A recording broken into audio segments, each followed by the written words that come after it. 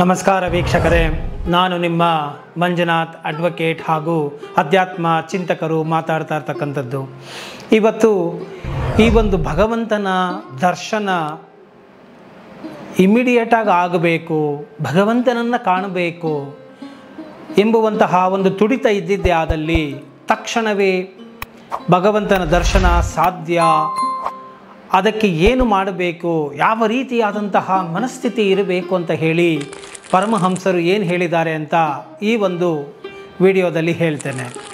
ಭಗವಂತನ ದರ್ಶನ ಸಾಧ್ಯ ಯಾವಾಗಾಗುತ್ತಪ್ಪ ಅಂತ ಹೇಳಿದರೆ, ಆಗಾಗ ನೀವು ಏಕಾಂತ ವಾಸವನ್ನು ಮಾಡ್ತಾ, ಅದು ಇರೋ ಅರಣ್ಯ ಪ್ರದೇಶಗಳಲ್ಲಾಗಿರ್ಬೋದು ಅಥವಾ ಏಕಾಂತ ವಾಸ ಮನೆಯಲ್ಲಿಯೇ ಯಾವ ಒಂದು ಡಿಸ್ಟರ್ಬೆನ್ಸ್ಗಳು ತೊಡರುಗಳು ಇಲ್ಲದಂತಹ ಒಂದು ಏಕಾಂತ ಸ್ಥಿತಿಯಲ್ಲಿ ನೀವು ಆಗಾಗ ಭಗವಂತನ ಒಂದು ಧ್ಯಾನವನ್ನು ಮಾಡ್ತಾ, ಭಗವಂತನ ಒಂದು ಶಾಸ್ತ್ರ ಗ್ರಂಥಗಳನ್ನು ಅಧ್ಯಯನ ಮಾಡ್ತಾ, ಭಗವಂತನಿಗೆ ಸಂಬಂಧಪಟ್ಟಂತಹ ಜ್ಞಾನದ ವಿಚಾರಗಳನ್ನು ಪಡೆದುಕೊಳ್ತಾ, ಈ ನಿತ್ಯಾನಿತ್ಯ ವಿವೇಕಗಳನ್ನು ಪಡ್ಕೊಳ್ತಾ, ಮತ್ತು ಭಗವಂತನ ಪ್ರೇಮ ಕರುಣೆ ಹೇಗೆ ಇರುತ್ತೆ ಭಕ್ತರ ಮೇಲೆ, ಹೇಗೆ ಆ ಒಂದು ಧ್ಯಾನವು ನಡೆಯುತ್ತೆ ಮತ್ತು ಮನಸ್ಸಿನಲ್ಲಿ ಏಕೀಕೃತ ಆಗುತ್ತೆ ಅನ್ನೋದನ್ನು ನೀವು ತಿಳ್ಕೊಳ್ತಾ ಹೋದಾಗ ಏಕಾಂತ ವಾಸಗಳನ್ನು ಮಾಡಿ ಭಗವಂತನ ನಾಮಗಳನ್ನು, ಗುಣಗಳನ್ನು, ಕೀರ್ತನೆಗಳನ್ನು ಹಾಡ್ತಾ, ಭಜಿಸ್ತಾ, ನಾಮ ಸಂಕೀರ್ತನೆಗಳನ್ನು ಹೇಳ್ತಾ, ಮಂತ್ರಗಳನ್ನು ಸ್ಫಟನೆ ಮಾಡ್ತಾ, ಮಂತ್ರದಲ್ಲಿ ಬಹಳ ಶಕ್ತಿಯುಂಟು, ಅದೆಲ್ಲವನ್ನು ನೀವು ಮಾಡ್ತಾ ಆಗಾಗ ಸಾಧನೆಯನ್ನು ಮಾಡಬೇಕಾಗುತ್ತೆ. ಮತ್ತು ಭಗವಂತನೇ ಬೇಕು ನನಗೆ, ಅನ್ಯ ವಿಚಾರಗಳು ಬೇಡ, ನನಗೆ ಇದು ಸಾಕಾಗಿದೆ, ಈ ಒಂದು ಲೌಕಿಕ ಜಂಜಾಟಗಳು, ಅನಿಶ್ಚಿತತೆಯಿಂದ ಕೂಡಿರುವಂತಹ ಈ ಒಂದು ಜೀವನ ಮತ್ತು ತಾತ್ಕಾಲಿಕ ಜೀವನ, ಇದು ಸಾಕಾಗಿದೆ, ನನಗೆ ಪರಮಾತ್ಮನೇ ಬೇಕು, ಪರಮಾತ್ಮನನ್ನೇ ನೋಡಬೇಕು, ಮತ್ತು ಶುದ್ಧ ಅವಿಚ್ಛಿನ್ನವಾದಂತಹ ಈ ಭಗವಂತನನ್ನು ನಾನು ಕಾಣಲೇಬೇಕು ಎಂಬುವಂತಹ ತುಡಿತ ನಿಮ್ಮಲ್ಲಿ ಇರಬೇಕಾಗುತ್ತೆ. ಅತ್ಯಂತ ವ್ಯಾಕುಲನಾಗಿ ಪರಮಾತ್ಮನೇ ಬೇಕು ಅಂತ ಹೇಳಿ ನೀವು ಅಳಬೇಕಾಗತ್ತೆ. ನೋಡಿ, ಹೇಗೆ ಮಗುವು ತಾಯಿಯನ್ನು ನೋಡಬೇಕಾದರೆ ಅಥವಾ ತಾಯಿಯಿಂದ ಕೆಲಸಗಳನ್ನು ಮಾಡಿಸಿಕೊಳ್ಳಬೇಕಾಗಿದ್ದೆ ಆದಲ್ಲಿ ಏನು ಮಾಡುತ್ತೆ, ಆ ಮಗು ಅಳುತ್ತೆ. ನೋಡಿ, ತಾಯಿ ತನ್ನ ಕೆಲಸಗಳನ್ನು ಅಡುಗೆ ಮನೆಯಲ್ಲಿ ಮಾಡ್ಕೊಳ್ಬೇಕು ಅಂದಾಗ ಒಂದು ಮಗುವನ್ನು ಮಂದಲೆಗೆ ಹಾಸ್ಬಿಟ್ಟು ಆ ಮಂದಲೆಗೆ ಮೇಲೆ ಆಟದ ಸಾಮಾನುಗಳನ್ನು, ಗಿಲ್ಚಿಕ್ಕುಗಳನ್ನು ಮತ್ತು ಶಬ್ದ ಬರುವಂಥದ್ದು ಆಟಗಳ ಸಾಮಾನುಗಳನ್ನು, ಸಾಮಗ್ರಿಗಳನ್ನು, ಬೊಂಬೆಗಳನ್ನು ಇವುಗಳನ್ನು ಆ ಚಾಪೆಯ ಮೇಲೆ ಚೆಲ್ಲಿ ಅಥವಾ ಹಾಸಿಗೆಯ ಮೇಲೆ ಚೆಲ್ಲಿ ಮಗುವನ್ನು ಮನಗಿಸಿ ಆ ಒಂದು ಮಗುವಿನ ಮೈಂಡು ಅಲ್ಲಿಗೆ ಹೋಗಲಿ, ಸೊ ನಾನು ಅಷ್ಟೊತ್ತಿಗೆ ಕೆಲಸಗಳನ್ನು ಬಿಡೋಣ ಅಂತ ಹೇಳಿ ತಾಯಿ ಹೇಗೆ ಅದೆಲ್ಲವನ್ನು ಮಾಡಿ, ಅಥವಾ ಈಗಿನ ಕಾಲದಲ್ಲಿ ನೀವು ನೋಡ್ಬೋದು ಮಕ್ಕಳ ಕೈಗೆ ಮೊಬೈಲನ್ನು ಕೊಟ್ಟುಬಿಡೋದು ತನ್ನ ಕೆಲಸಗಳಿಗೆ ಡಿಸ್ಟರ್ಬ್ ಮಾಡೋಲ್ಲ ಅಂತ ಹೇಳಿ, ಅದು ಬಹಳ ತಪ್ಪು. ಇರಲಿ, ಈಗ ವಿಚಾರಕ್ಕೆ ಬಂದುಬಿಡ್ತೇನೆ. ಈ ಒಂದು ಮಗು ಅಲ್ಲಿನ ಮಗುವಿನ ಏಕಾಗ್ರತೆ ಅಲ್ಲಿ ಹೋಗಲಿ ಅಂತ ಹೇಳಿ ತಾಯಿ ಹೀಗೆ ಮಾಡ್ತಾಳೆ ಕೆಲಸಗಳನ್ನು ಮಾಡಿಕೊಳ್ಳುವಾಗ. ಆ ಮಗು ಏನು ಮಾಡುತ್ತೆ, ಆಟ ಸಾಮಾನು ಆಡುತ್ತೆ, ಗಿಲಿಚಿಕ್ಕಿ ಮಾಡುತ್ತೆ, ಗಿರಿಗಿಟ್ಲೆ ನೋಡುತ್ತೆ, ಪಲ್ಟಿ ಹೊಡೆಯುವಂಥ ಇದನ್ನು ನೋಡುತ್ತೆ, ಕೀ ಕೊಡುತ್ತೆ, ಆ ಸೌಂಡ್ ಮಾಡೋದು, ಇದೆಲ್ಲ ಆಟ ಆಡ್ತಾನೇ ಇರುತ್ತೆ. ಒಂದಷ್ಟು ಸ್ವಲ್ಪ ಹೊತ್ತು ಹೋದ ಮೇಲೆ ಸಾಕಾಗುತ್ತೆ, ಈ ಆಟ ಬೇಜಾರಾಗುತ್ತೆ. ಆಗೇನು ಮಾಡುತ್ತೆ, ಅಮ್ಮ ಬೇಕು ಅಂತ ಹೇಳಿ ಅಳುತ್ತೆ. ಅಂದರೆ ಆ ಒಂದು ವ್ಯಾಕುಲದಿಂದ ಅಳುತ್ತೆ, ಕಿರ್ಚುತ್ತೆ, ಕೂಗುತ್ತೆ.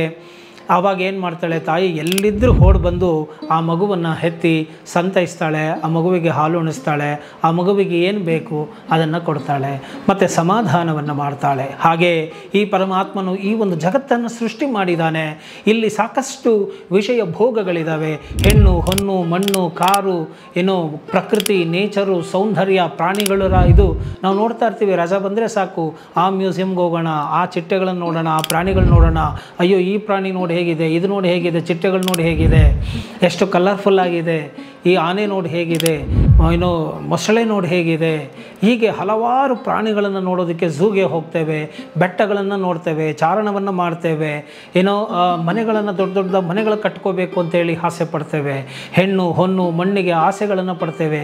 ಇದೆಲ್ಲವೂ ಇಷ್ಟೊತ್ತು ನಾನು ಹೇಳ್ದಂಗೆ ಮಗು ಆಟ ಸಾಮಾನು ಜೊತೆ ಆಟ ಆಡ್ತಾ ಇತ್ತಲ್ಲ, ಹಾಗೆ ಈ ಒಂದು ಜಗತ್ತನ್ನು ಸೃಷ್ಟಿ ಮಾಡಿ ಇಲ್ಲಿ ಹಲವಾರು ಸಂತೋಷದಾಯಕವಾದಂತಹ ವಿಷಯಗಳನ್ನು ಪರಮಾತ್ಮನ ಸೃಷ್ಟಿ ಮಾಡಿ ನಮಗಾಗಿ ಬಿಟ್ಟುಬಿಟ್ಟಿದ್ದಾನೆ, ಮಗು ಆಟ ಆಡ್ಕೊಂಡಿರಲಿ ಅಂತ ಹೇಳಿ. ಸೊ ನಾವು ಇಲ್ಲಿ ಆಟ ಆಡ್ಕೊಂಡು ಇರಬೇಕು, ಇಲ್ಲಿರೋದನ್ನು ನಾವು ನೋಡಬೇಕು, ಆಸೆ ಪಡಬೇಕು. ಇದೆಲ್ಲವೂ ನೋಡಾದ್ಮೇಲೆ ಗೊತ್ತಾಗುತ್ತೆ ಇದೆಲ್ಲವೂ ಕೃತಕ, ಕ್ಷಣಿಕ ಅನ್ನೋದು ಗೊತ್ತಾದ ಮೇಲೆ ಇಲ್ಲ ನನಗೆ ಅಮ್ಮನೇ ಬೇಕು ಅಂತ ಮಗು ಹೇಗೆ ಆಟ ಹಿಡಿಯುತ್ತೋ ಹಾಗೆ ಇನ್ನು ಭಗವದ್ ಭಕ್ತನು ಏನು ಮಾಡ್ತಾನೆ, ಸೊ ನನಗೆ ಭಗವಂತನೇ ಬೇಕು, ತಾಯಿಯನ್ನೇ ದರ್ಶಿಸಬೇಕು, ಪರಮಾತ್ಮನನ್ನೇ ದರ್ಶಿಸಬೇಕು ಅಂತ ಹೇಳಿ ಹಠ ಹಿಡಿತಾನೆ. ಆಗ ಧ್ಯಾನಸಕ್ತನಾಗ್ತಾನೆ, ಏನೋ ಕಠೋರ ತಪಸ್ಸುಗಳನ್ನು ಮಾಡ್ತಾನೆ.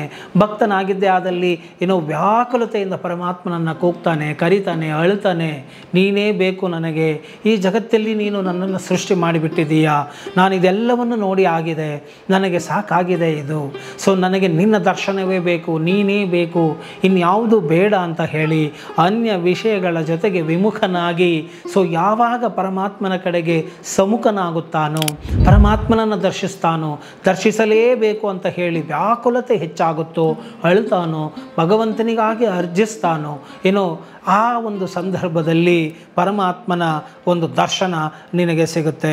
ನೋಡಿ ಇನ್ನೂ ಎಷ್ಟು ಚೆನ್ನಾಗಿ ಹೇಳ್ತಾರೆ ಅಂದರೆ, ಈ ವಿಷಯನಿಗೆ ವಿಷಯಗಳ ಮೇಲೆ ಇರುವಂತಹ ಆಸಕ್ತಿ ಅಂದರೆ ಈ ವಿಷಯಾಸಕ್ತರು ಅಂದರೆ ಕಾಮಾಂಧರು ಕಾಮಕ್ಕಾಗಿ ಯಾವ ರೀತಿಯಾದಂಥ ಆಸಕ್ತಿಯನ್ನು, ಸೆಳೆತವನ್ನು, ಫೋರ್ಸನ್ನು ಹೊಂದಿರುತ್ತಾರೋ ಅಂತಹ ಫೋರ್ಸ್ ನಿನಗೆ ಪರಮಾತ್ಮನ ಕಡೆಗೆ ಬಂದಿದೆಯಾ? ಮತ್ತು ತಾಯಿಗೆ ತನ್ನ ಮಕ್ಕಳ ಮೇಲಿರುವಂತಹ ಪ್ರೀತಿಯು ಎಷ್ಟರ ಮಟ್ಟಿಗೆ ನಿಸ್ವಾರ್ಥತೆಯಿಂದ ಇರುತ್ತೆ ಮತ್ತು ಪ್ರೇಮದಿಂದ ಕೂಡಿರುತ್ತೆ. ಆ ಒಂದು ಪ್ರೇಮವು ನಿನ್ನಲ್ಲಿ ಬಂದಿದೆಯಾ ಪರಮಾತ್ಮನ ಕಡೆಗೆ? ಮತ್ತು ಸತಿಗೆ ಪತಿಯ ಮೇಲಿರುವ ಪ್ರೀತಿ, ಪತಿಗೆ ಸತಿಯ ಮೇಲಿರುವಂತಹ ಪ್ರೀತಿ ವ್ಯಾಮೋಹಗಳು ಹೇಗೆ ಇರುತ್ತೋ, ಆಕರ್ಷಣೆ ವ್ಯಾಮೋಹ ಇರುತ್ತೋ, ಆ ಒಂದು ಆಕರ್ಷಣೆ ವ್ಯಾಮೋಹವು ನಿನಗೆ ಪರಮಾತ್ಮನ ಕಡೆಗೆ ಬಂದಿದೆಯಾ? ಆ ಒಂದು ವ್ಯಾಕುಲತೆ ನಿನ್ನಲ್ಲಿ ಇದೆಯಾ?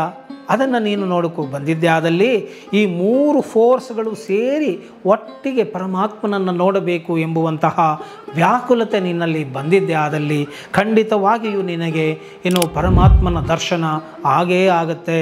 ನಾನೀಗಾಗಲೇ ಹೇಳಿದ ಹಾಗೆ ಕಳೆದ ಸಂಚಿಕೆಯಲ್ಲಿ ನೀರಿನ ಒಳಗೆ ಮುಳುಗಿರುವಂತಹ ವ್ಯಕ್ತಿಗೆ ಹೇಗೆ ಗಾಳಿಯು ಬೇಕು, ಆಕ್ಸಿಜನ್ ಬೇಕು ನಾನು ಬದುಕೋದಕ್ಕೆ ಅಂತ ಹೇಳಿ ತಹತಯಿಸ್ತಾನೋ ಅಂತಹ ಫೋರ್ಸು ನಿನಗೆ ಪರಮಾತ್ಮನ ಕಡೆ ಬಂದಿದ್ದೆ ಆದಲ್ಲಿ ಖಂಡಿತವಾಗಿಯೂ ನಿನಗೆ ಆ ಒಂದು ದೇವರ ದರ್ಶನ ಖಂಡಿತವಾಗಿಯೂ ಆಗುತ್ತೆ ಅಂತ ಹೇಳಿ ಪರಮಹಂಸರು ಅಭಯವನ್ನು ಕೊಟ್ಟಿದ್ದಾರೆ. ಹೇಗೆ ಈ ತಾಯಿಯ ಬೆಕ್ಕು ತನ್ನ ಮರಿಯನ್ನು ಕರೆದುಕೊಂಡು ಹೋಗುತ್ತೆ, ಬಾಯಲ್ಲಿ ಕಚ್ಕೊಂಡು ಒಂದು ಕಡೆ ಅಲ್ಲಿ ಬಿಡುತ್ತೆ, ಅದೇನತ್ತೆ ಮಿಯೋ ಅನ್ನತ್ತೆ ಅಷ್ಟೇ, ಅದಕ್ಕೇನು ಬೇಕೋ ಆಹಾರ ಕೂದಲ್ಲಿ ಅದಕ್ಕೆ ಸಿಗುತ್ತೆ, ಬೇರೆ ಇನ್ನೇನು ಮಾಡೋದಿಲ್ಲ, ಅದು ಕಂಪ್ಲೀಟ್ ಶರಣಾಗತರಾಗೋಗ್ಬಿಡುತ್ತೆ. ಹಾಗೆ ನಾವು ಪರಮಾತ್ಮನಲ್ಲಿ ಶರಣಾಗತರಾಗಿದ್ದೇವಾ ಎಂಬುದನ್ನು ನೋಡಿಕೊಳ್ಳಬೇಕು. ಅಂತಹ ಶರಣಾಗತಿಯ ಮನಸ್ಥಿತಿಯು ಬಂದಿದ್ದೇ ಆದಲ್ಲಿ ನಮಗೆ ಏನೋ ಪರಮಾತ್ಮನ ದರ್ಶನ ಖಂಡಿತ ಸಾಧ್ಯ ಎಂಬುವಂತಹ ಒಂದು ಭರವಸೆಯನ್ನು ಮತ್ತು ಆ ಒಂದು secret to see the god in a short span of time. So ಬರಬೇಕು ಅಂತ ಹೇಳಿದರೆ ಪರಮಾತ್ಮನನ್ನು ದರ್ಶಿಸಲೇಬೇಕು, ತಕ್ಷಣವೇ ಆಗಬೇಕು ಅಂದರೆ ಯಾವ ರೀತಿಯಾದಂತಹ ವ್ಯಾಕುಲತೆ, ಶರಣಾಗತಿ ಮತ್ತು ನಿನ್ನಲ್ಲಿ ಆ ಒಂದು ಶ್ರದ್ಧೆ, ಆ ಒಂದು ಫೋರ್ಸು ಇರಬೇಕು ಅಂತ ಹೇಳ್ತಾರೆ. ಈಗ ಭಕ್ತಾದಿಗಳೇ ನಿಮ್ಮಲ್ಲಿ ಚೆಕ್ ಮಾಡಿಕೊಳ್ಳಿ, ಅಂತಹ ಅರ್ಜು, ಅಂತಹ ಒಂದು ಫೋರ್ಸು, ವೆಲಾಸಿಟಿ ನಿಮ್ಮಲ್ಲಿ ಇದೆಯಾ ಅಂತ ನೋಡ್ಕೊಳ್ಳಿ. ಅದನ್ನು ಬಿಟ್ಟು ಯಾವುದೋ ವರ್ಷಕ್ಕೊಂದು ಪೂಜೆ ಮಾಡಿಸೋದು ಅಥವಾ ಇನ್ನೇನೋ ತಿಂಗಳಿಗೊಂದು ಸತಿ, ವಾರಕ್ಕೊಂದು ಸತಿ ದೇವಸ್ಥಾನಕ್ಕೆ ಹೋಗಿ ಏನೋ ಪೂಜೆ ಮಾಡ್ಕೊಂಡು ಬರೋದು, ಇದರಿಂದ ನಿಮಗೆ ದೇವರ ದರ್ಶನ ಆಗೋದಿಲ್ಲ, ಖಂಡಿತವಾಗಿಯೂ ಆಗೋದಿಲ್ಲ. ಮಾಡುವಂತಹ ಎಲ್ಲ ಲೌಕಿಕ ಕೆಲಸಗಳನ್ನು, ಪ್ರಾಪಂಚಿಕ ಕೆಲಸಗಳನ್ನು, ವಿಷಯಾಸಕ್ತಿಯುಳ್ಳಂತಹ ಕೆಲಸಗಳನ್ನು ಮಾಡ್ಕೊಂಡಿತ್ಕೊಂಡು ನನಗೆ ದೇವರ ದರ್ಶನ ಆಗಬೇಕು, ದೇವರು ನನಗೆ ವರ ಕೊಡಬೇಕು ಅಂದರೆ ಖಂಡಿತ ಸಾಧ್ಯ ಇಲ್ಲ. ಖಂಡಿತ ನಿಮ್ಮ ಆ ಒಂದು ಪ್ರಮಾಣದ ಎಫರ್ಟಿನ ಕೆಲಸಗಳಿಗೆ, ಪ್ರಾರ್ಥನೆಗಳಿಗೆ ಏನು ಪರಮಾತ್ಮನು ಆಶೀರ್ವಾದ ಮಾಡಬೇಕು ಖಂಡಿತ ಅಷ್ಟನ್ನು ಮಾಡ್ತಾನೆ. ಆದರೆ ನಿಮಗೆ ಪರಮಾತ್ಮನೇ ಬೇಕು ಅಂತ ಆಗಿದ್ದೆ ಆದಲ್ಲಿ ನಿಮಗೆ ಭಗವಂತನ ದರ್ಶನ ಆಗ ಮಾತ್ರ ಸಾಧ್ಯ ಎಂಬುದಾಗಿ ನೀವು ಅರಿತುಕೊಳ್ಳಬೇಕು ಎಂಬುವಂತಹ ಮಾತನ್ನು ಶ್ರೀರಾಮಕೃಷ್ಣ ಪರಮಹಂಸರು ಇಲ್ಲಿ ಹೇಳ್ತಾರೆ ಎಂಬುವಂಥ ವಿಚಾರವನ್ನು ನಾನು ನಿಮಗೆ ಇಲ್ಲಿ ತಿಳಿಸಿದ್ದೇನೆ. ಈ ವಿಡಿಯೋ ನಿಮಗೆ ಇಷ್ಟ ಆಗಿದ್ದೆ ಆದಲ್ಲಿ ಮರೆಯದ ಹಾಗೆ ಲೈಕ್ ಕೊಡಿ ಹಾಗೂ ಇತರರಿಗೂ ಕೂಡ ಶೇರ್ ಮಾಡಿ. ಜೈ ಹಿಂದ್, ಜೈ ಕರ್ನಾಟಕ ಮಾತೆ.